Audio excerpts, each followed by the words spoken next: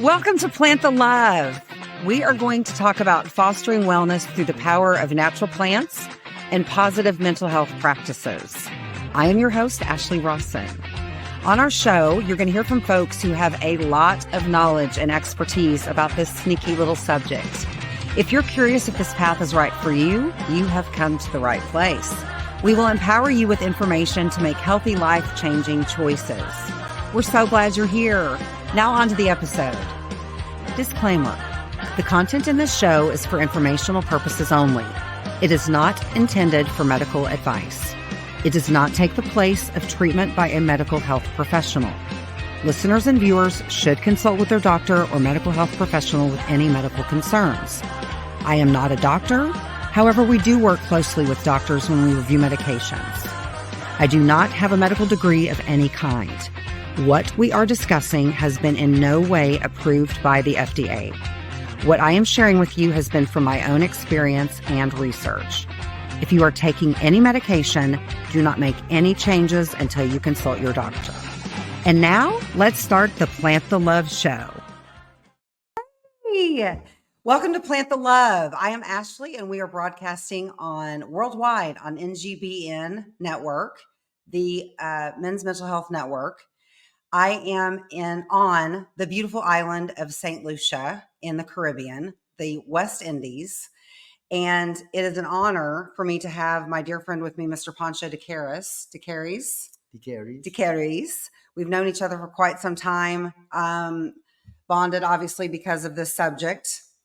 And he has, we say 13 years involved, but really 24, you said. So you've really had a lifelong journey with this subject, as many of us have. He is the leader of the Lucian Green political party and the THC, the Herbal Cooperative. Herbal Cooperative. It's a new cooperative that we just formed. And we'll talk about that. Yeah. Most definitely. Attended the University of Guelph in Canada in horticulture, made his name on the island, so much so that the Prime Minister actually approached him in assisting in writing the most recent legislation. I love this quote that Pancho made in an article in the Saint Lucia Star, and this was 13 years ago, and he nails it. He said, "What we want to do is explain to people it is a plant, not a drug. People need to know how to define hard drugs. A hard drug is any substance, when consumed in excessive amounts, could cause grievous bodily harm or death. Rum is a hard drug. You can overindulge, get into an alcoholic coma, and die. We as a society use sexual images to promote the use of alcohol, which is a hard drug. But in the very same country, we are incarcerating people for flowers in their pockets." It's a pretty powerful statement. And he also knows my own personal background. That quote that you just said was plain, simple, and to the point. Alcohol not only destroys the body, but the lives of everyone in it that you love. And Mr. Pancho, I welcome you with open arms to the Plant the Love show on NGBD TV. Thanks for having me. Absolutely. It's great for us to have a talk like this, giving your viewers a Caribbean perspective, since cannabis is very cultural for us, knowing that we have a history of Rastafari, Bob Marley, and you don't have to be a Rasta to enjoy cannabis. You grow up with Rastas around you and reggae music, and you kind of just fall into that sort of culture. So Rastas, they're pretty peaceful folk. Yeah. Not cause a lot of violence, not a lot of crime. No. So culturally speaking, it's a very, very peaceful way of life. Yes, it is. True Rastafari, when you live by the Rastafari culture, it's peaceful and loving. One love, according to Bob. I had the pleasure 2 days ago of having a conversation with a gentleman who explained to me that all of us are born with good and evil within us. And part of the Rasta is separating between the two, focusing on the positive, the one love, the good energy, the good vibes. And without a doubt, I love my country, but the vibe on this island is so much happier, peaceful, gleeful. There's a joy element that's here that I feel missing from a lot of other parts. That could be the Caribbean philosophy of the Rastafarian. It could be the island people themselves. It could be, just a combination of the beauty that we're surrounded by, because it is gorgeous here. There's no doubt about it. And then I myself speak for experience because 20 years I've been in a program, and I have 9 years and 4 months without any alcohol. And I can personally share that my own sister passed away from alcoholism at the age of 44. And ladies, it progresses 50% faster in women than it does in men. Alcoholism. And it's the only disease that tells me every day that I don't have it. And I've been able to live one day at a time, 9 years and 4 months. So anyway, it's been a long journey, but it is one day at a time. And it's just statistically proven because we don't metabolize it the same way. Females, we just don't.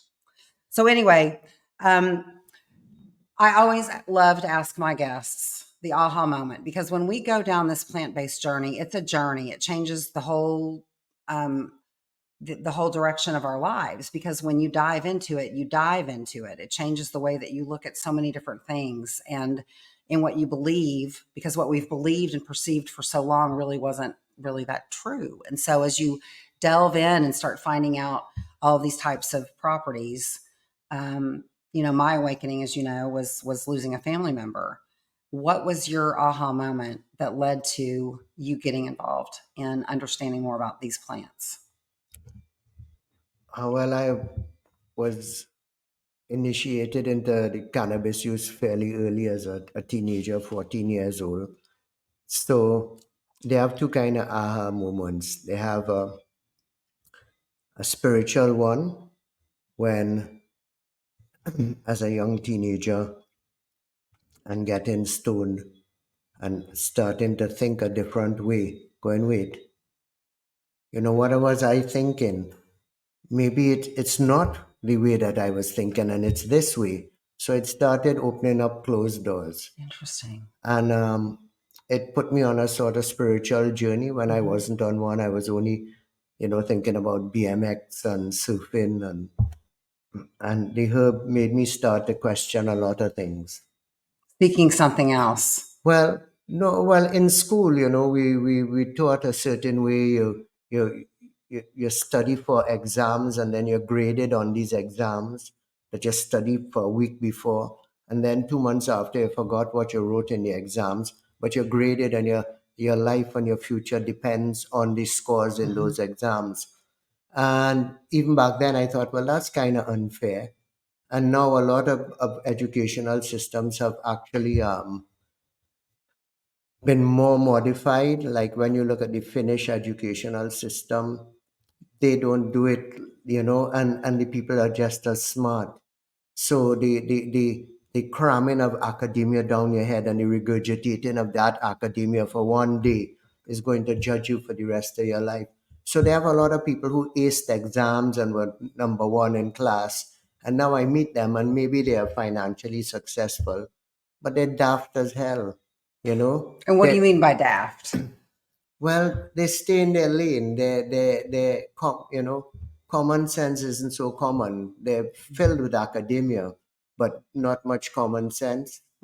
And I so get it. Yes. it opened up my eyes. The ganja opened up my eyes to questioning almost everything, even life on purpose on earth, and what's our purpose here? Why am I here? And because we have just for a moment in time, and billions of people have come and died, and we don't even know about them. What was their significance? So what's the whole purpose of our presence in this universe?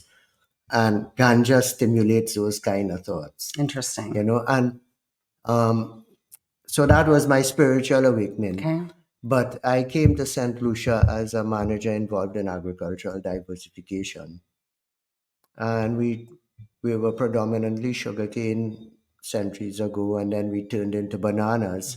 It's still a monocrop and a kind of plantation colonial construct, the way that we cultivate and the way that it's all managed and stuff. And we were pushed out of the banana market because of the introduction of the World Trade Organization, that everybody has to trade on the same playing field. But we are a tiny island competing against big US multinationals, and we just got pushed out of the market. Fortunately for us, tourism started gaining, while the bananas started declining. Mm-hmm. So the prime minister at the time, Sir John Compton, said, look, we need to look at agricultural diversification.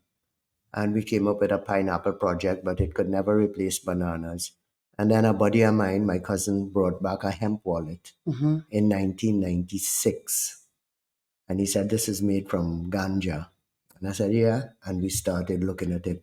Took 2 years to come up with a proposal. And the proposal was basically asking the government permission to conduct research trials in industrial hemp. Okay. So this wasn't ganja, Right. but it was a foot through the door. Of course. Now in 1996, California wasn't around. Nobody was talking that stuff. Right. The only sort of freed up place was Amsterdam. Okay. And it was still illegal, but it was tolerated. Right. So, and we are a very conservative region in terms of like religious, a lot of Roman Catholics. And for me to come and say, well, hey, let's do this. That was my family, my friends. They had so many people that thought, you're bloody mad. Is that what you're doing? And that, You mean they judged you? everybody. I was Experienced it. We've all, yeah, we've unfortunately all bad. walked through that. It was But was you horrible. really I mean, that was raw. 90s, that was felony classification everywhere. yeah. No one really knew anything. No. You were miles ahead of having that knowledge than most of the population. Well, we weren't.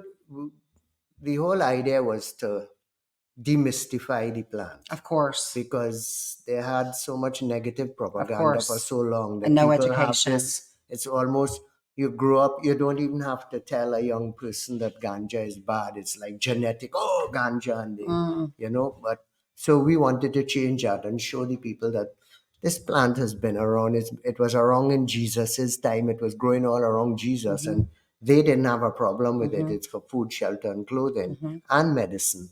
I mean, I've read some papers that that cannabis is in the Bible. It's cannabis or something like that. And remember that like healers at the time weren't internists; they were using oils. Correct. Essential oils. So, and the skin is the largest Balms. organ. So they would have put a bunch of oils together and rub you down to heal you for whatever medication, whatever medical condition you had. And cannabis oil was an oil that was used apparently. So, and the irony of it is that cannabis was placed in Schedule 1, meaning no medicinal value, even though it's been used for medicine for the past 4,000 years, because the Chinese, they have it in Chinese pharmacopoeia, and then 2,000 years after, the plant was growing naturally in the Middle East. Right. Clothes, fabric, shelter. It also nourishes the soil. As well, yes, it's great for that, and the oil for cooking. So, and it was food for animals and fodder and stuff like that. And then all of a sudden, in the 30s, they decided, well, wait, no, these Complete shutdown. Yeah, these black people, these Mexicans, they're going mad, and if you smoke it, it's making white women sleep with black men. and The propaganda was unbelievable. It was unbelievable. They said it was the Henry Ainslinger. Yeah, he said it was the worst drug in the history of mankind, marijuana. Yeah. And the Hearst Corporation actually produced the movie Reefer Madness, which was a baloney of propaganda. Yeah. It's pretty unbelievable. Randolph Hearst. Yes. And his newspaper and everything like that. And his forestry empire. But actually, Henry Ford at the time was making car bodies out of hemp and running the engines out of hemp fuel. So actually, we came to a crossroads back then. We came to a crossroads where the oil people were saying, let's dig the energy out of the ground. And Henry Ford was saying, no, let's grow our energy and use hemp and run stuff like that. And we could have blown plastics out of hemp, which would have been biodegradable, but we took a wrong turn. We should have gone Henry Ford's way instead of Randolph Hearst's way. Right. And unfortunately, we were, from then, negative propaganda. And the American Journal of Medicine in 1939 So after it was made illegal, still had 100 um, maladies that could be used, that cannabis could be used for. And then it disappeared because then they changed the whole medical system. Is these are the symptoms. That's right. This Here's is the the drug. pill. That's right. Here's Right. the And drug. that's where That's right. medicine flipped. Right. Because it was all natural Mhm. and people were healing people naturally and just using like for thousands of years. And I'm not dissing modern medicine. Of course we don't. You know, Of because course they have not. It so has many blessings, without a great, doubt. yeah, There no are doubt, geniuses. no doubt. But Hippocrates said, what? Let your food be your medicine and your medicine be your food. Mhm.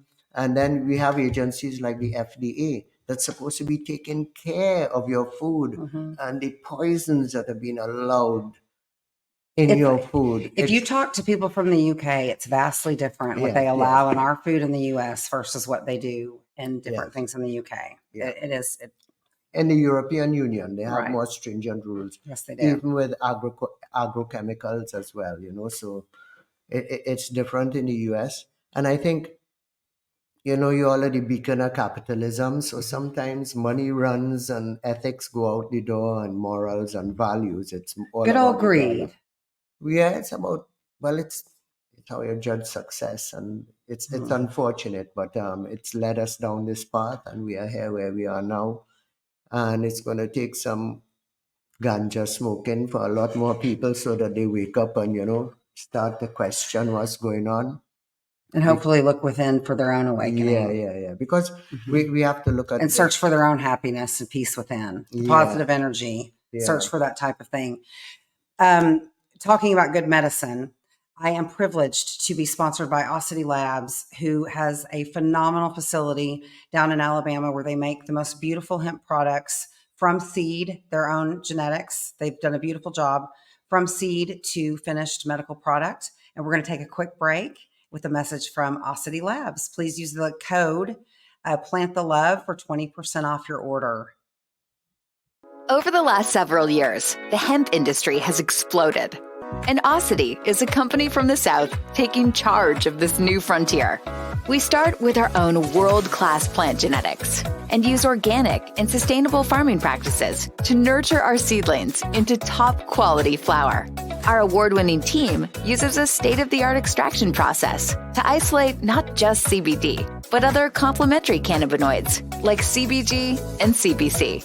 We remove impurities and then have our own in-house analysis team check and recheck the accuracy of our extracted distillate that goes into our finished products.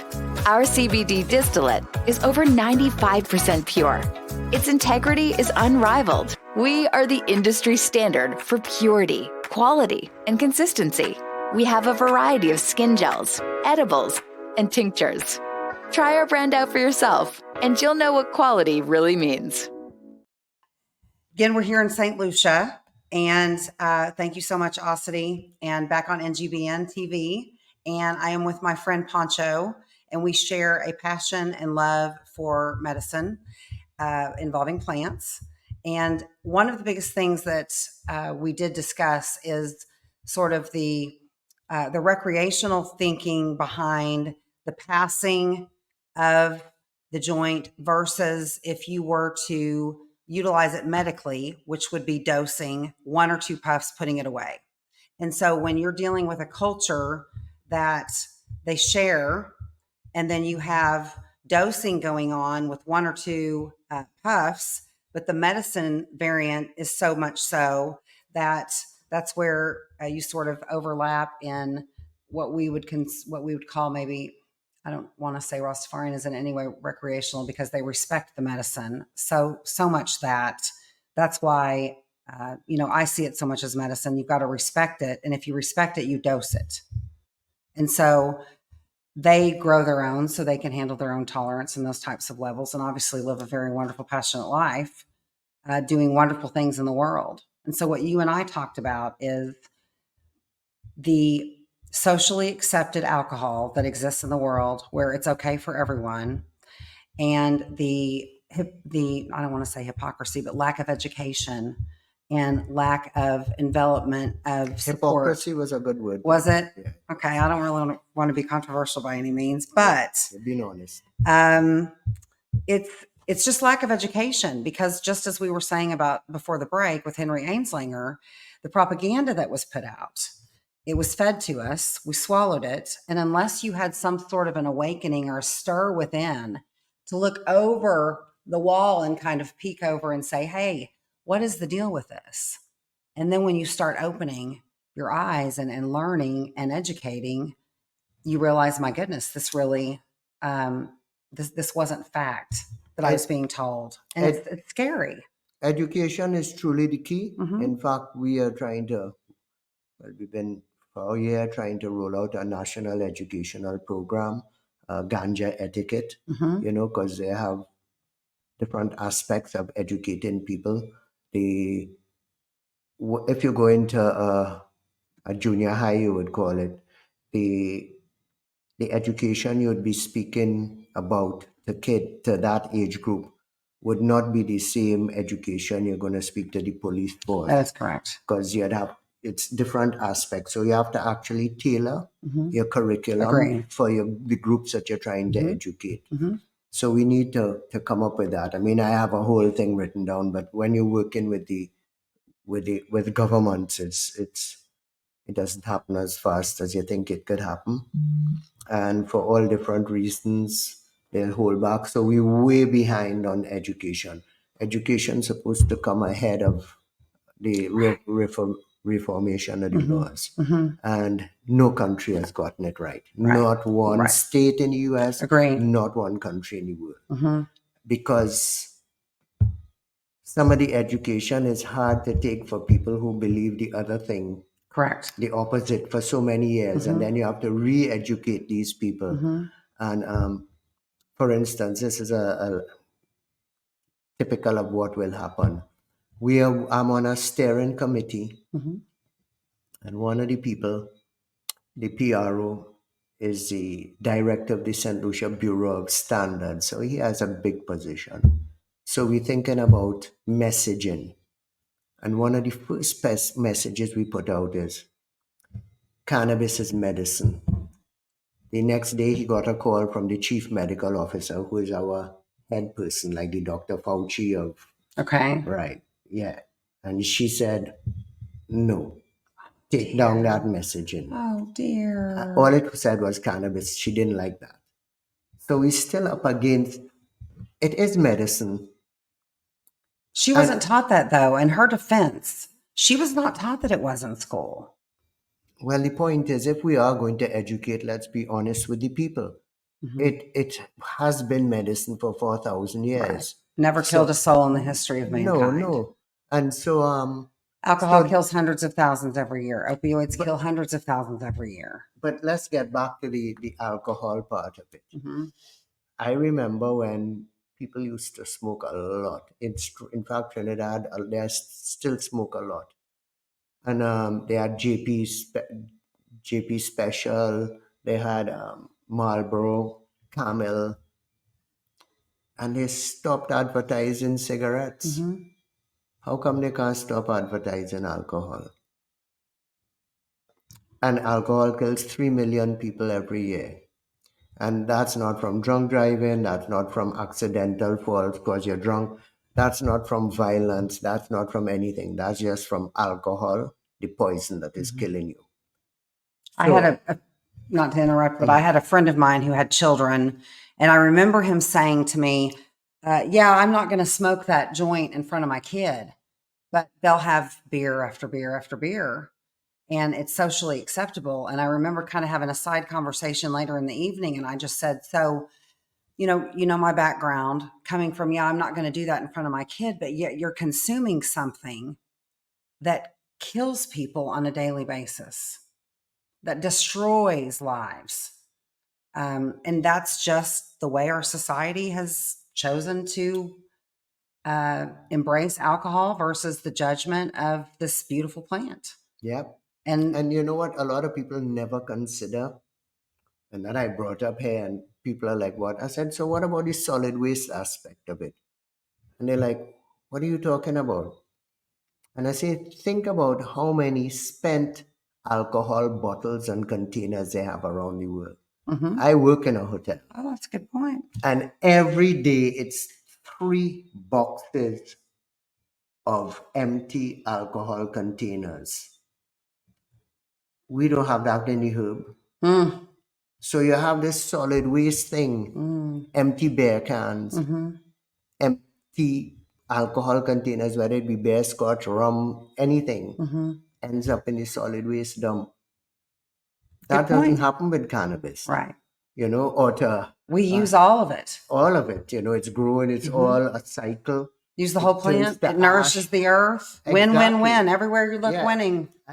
And people spend, I think it was in the billions. The last quote I heard, I think 2022, it was over $1 billion people spend, all the alcohol companies spend, promoting the use of alcohol. Well, I do know for a fact that the liquor associations put up a lot of money against the legislation that was going on in Oklahoma because they know every state that legalizes alcohol sales go down. Yes, that has happened. Mm-hmm. Actually, a new statistic came out that people from a certain age group, I think it's from 18 to 38, are using ganja for the first time more than alcohol. So which It's isn't a turning. bad thing. No. Because Well, I don't want their No, little no. brains having that THC No. too early. no, Brains are developing, they're young, but again, if there's especially- dosing, then if they are having a developing brain, then they should have access to hemp, CBD, those types of cannabinoids. But you do have to be very, very you've got to be cautious with THC. especially with this kind of THC Mhm. that is Correct. That's on the market. Absolutely. It's a 12, 11, 13, 14, 15-year-old getting stoned on this kind Yeah. of heavy No. high THC. Well, I can't believe this, but we're already out of time. And I usually do my 5-minute lesson, but special guest Saint Lucia Island Life.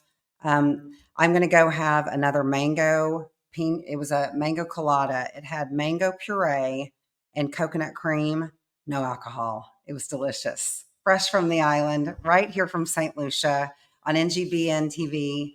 And Pancho, honored to have you. I'm sure I'll have you back again whenever I come back to visit, which I hope will be very, very frequently on this transition. And thank you, everyone, so very, very much for watching Plant the Love. And we look forward to seeing you again next week.